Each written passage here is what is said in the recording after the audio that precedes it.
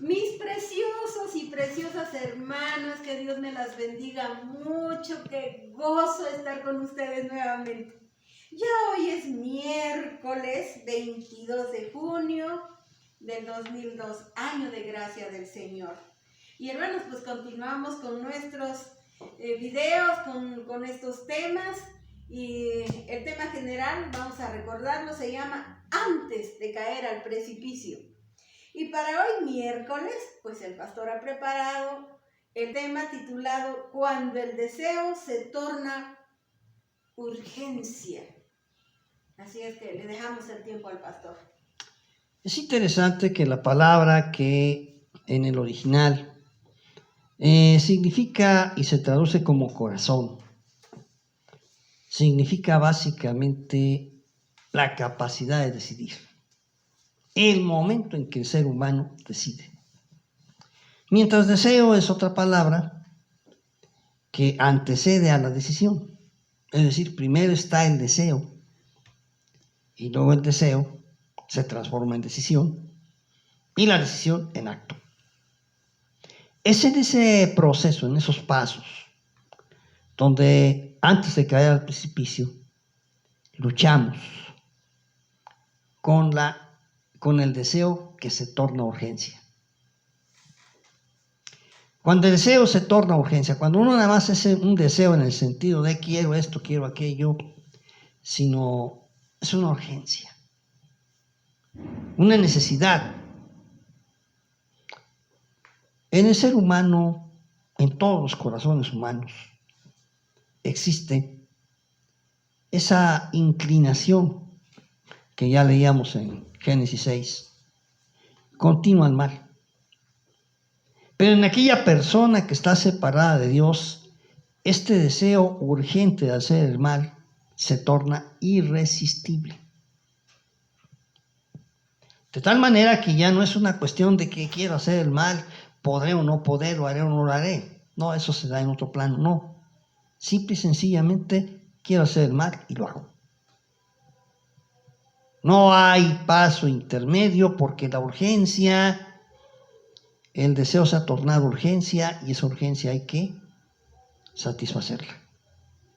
No importa a quién se va a perjudicar, no importa a quién se va a engañar, no importa a quién se le va a hacer daño, lo importante es satisfacer urgentemente ese deseo. Desafortunadamente, la urgencia de concretar el deseo nace con el ser humano. Podríamos decir que tu vida, mi vida, la vida de todo ser humano, es la biografía del pecado anhelado. Porque es constantemente. El niño desea, no sabe hablar todavía, pero araña, pide, llora, patalea para obtener su deseo. Cuando ya es más grandecito lo toma. A veces agrede a compañeritos o a sus propios hermanos, pero toma lo que quiere sin importar a qué costo. Solo la educación y la disciplina lo van ayudando a aprender, pero si no tiene esos elementos, nunca aprenderá a dominar el deseo. Sino el deseo será irrefrenable cada vez y lo arrastrará cada vez más al mal. Es importante darse cuenta, tener la capacidad de ser autocrítico y analizar nuestros deseos para poder discernirlos, cuáles son socialmente útiles, cuándo son personalmente útiles, pero sobre todo cuándo no son perjudiciales a los demás, cuándo no son perjudiciales a uno mismo. Hay deseos que no dañan a los demás, pero sí lo dañan a uno mismo. Generalmente las adicciones caen bajo ese rubro, aunque también tienen sus consecuencias para los demás. Pero básicamente el primer perjudicado es el adicto. En todos los casos está esa lucha. Pero al darse cuenta de tus deseos, al percatarte de la fuerza de tus deseos, entonces vas adquiriendo la capacidad de dominar tus reacciones. y orientar las decisiones que vas a tomar. Y aquí es precisamente donde nosotros nos encontramos con el gran recurso que Dios nos da. La palabra de Dios nos enseña que es el Espíritu Santo el que refrena los deseos desordenados en aquella persona que se ha puesto en las manos de Dios. Cuando tú aceptas a Cristo como tu Salvador, el deseo no desaparece, está ahí presente. Lo que sí aprendes es a echar mano de los recursos divinos para que el deseo desordenado, el deseo que perjudica, el deseo que lastima, se inhiba, desaparezca. El deseo positivo, el que construye, el que fortalece a los demás, el que te ayuda a ti a ser mejor persona, se fortalece. Se fortalece y eso es lo que llamamos en términos bíblicos la regeneración. Esa obra de gracia que Dios obra en la persona para hacerla una mejor persona. Eso no quiere decir que todos los cristianos seamos por definición mejores que los demás. Hay muchas personas no cristianas que son mejores que los cristianos. Lo que estamos diciendo es que es una obra de gracia que ayuda a quien se pone en las manos de Dios a dominarse a sí mismo. A dominarse a sí mismo, a adquirir esa temperancia que le permite decir esto sí, porque edifica, esto sí, porque no edifica. Como dice el apóstol Pablo, todo me es lícito, pero no todo conviene. En la vida cristiana realmente no tenemos prohibiciones en el sentido estricto de la palabra. Lo que tenemos es una nueva naturaleza. Una nueva naturaleza ministrada por Dios a nuestra vida que permite ese autocontrol. Y que permite que nuestras vidas puedan ser más útiles a los demás. Y desde luego que a nosotros mismos también. Ahora hay una cosa importante. ¿Cómo están tus deseos? ¿Te llevan cautivo a hacer lo que no quieres? ¿O bien puedes discernir los que te convienen y eliminarlos de tu vida, escoger los que te convienen y usarlos como instrumentos para tu realización humana? En Cristo hay el poder para dominarse a sí mismo. Eso no quiere decir que el cristiano no caiga, hay ocasiones en que caemos.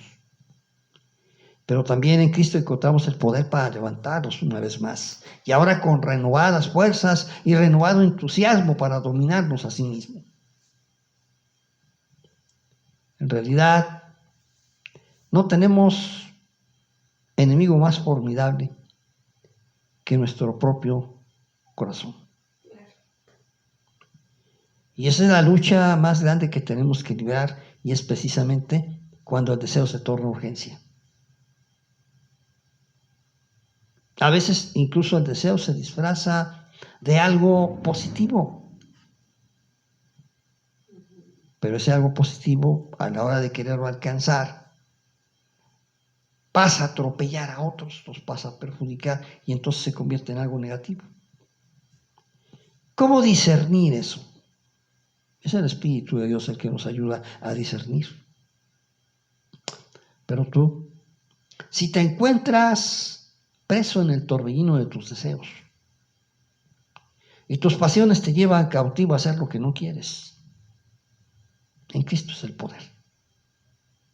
En Cristo está el poder porque Él es el que nos da la fortaleza para seguir adelante. En el capítulo 7 de Romanos, Pablo habla de esta circunstancia. Y en el capítulo 8 la inaugura con una declaración tremenda que nos revela el poder de Dios en la vida de quien se pone en sus manos. Ahora pues ninguna condenación hay para los que están en Cristo Jesús. Los que no andan conforme a la carne, sino conforme al Espíritu.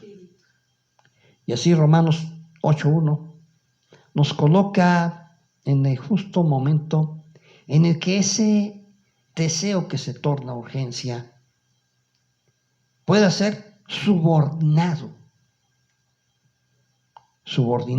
al fin supremo del amor a Dios y del amor al prójimo. Y entonces se disfruta la paz, el gozo, de saber que no eres esclavo de ti mismo ni de los demás, y que en Dios tienes libertad de ser. Oramos. Amoroso Padre Celestial, te alabamos, Señor, te bendecimos. Y te damos muchas gracias, Padre, por tu palabra. Gracias, Señor, porque a través de ella nos hablas, a través de ella nos disciplinas, a través de ella nos llamas, Señor, a una vida abundante. Señor, confesamos que muchas veces nuestros deseos no son buenos. Confesamos, Padre, que muchas veces te faltamos, Señor, al faltarle a nuestros hermanos. Señor, en tus manos nos depositamos en esta hora, para que tú trates con cada uno de nosotros. Aquí estamos tu pueblo, Padre amado, suplicando tu intervención en nuestras vidas. Anhelamos, Señor, que nos ayudes a discernir entre lo bueno y lo malo, entre lo limpio y lo sucio. Ayúdanos, Dios. Ayúdanos, Padre, para que podamos seguir adelante. Toma en tus manos, Señor, nuestros deseos. Toma en tus manos, Señor, nuestros pensamientos. Toma en tus manos, Padre, toda nuestra vida y enséñanos a hacer conforme a tu voluntad. Quita de nosotros, Señor, ese placer, ese deleite de hacer lo malo. Espíritu Santo, te pedimos que nos enseñes a hacer lo bueno y a tener gozo en hacer el bien. En tus manos nos depositamos, Padre, en el nombre precioso de Jesús y en el Espíritu Santo. Amén. Damos gracias a Dios, hermanos, por este tema y verdaderamente, miren, lo único que tenemos que hacer es orar. Es ir al Señor y poner delante de Dios lo que siente en nuestro corazón. El año pasado yo tuve una experiencia muy difícil, muy difícil.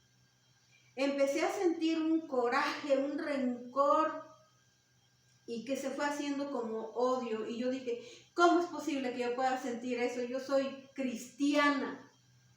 Yo soy la esposa del pastor. Yo no puedo sentir eso.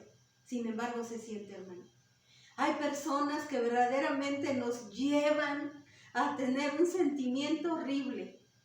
Y cuando yo veía a esa persona que me había hecho daño, se me revolvía el estómago. Y lo tenía que ver, porque pues es parte de...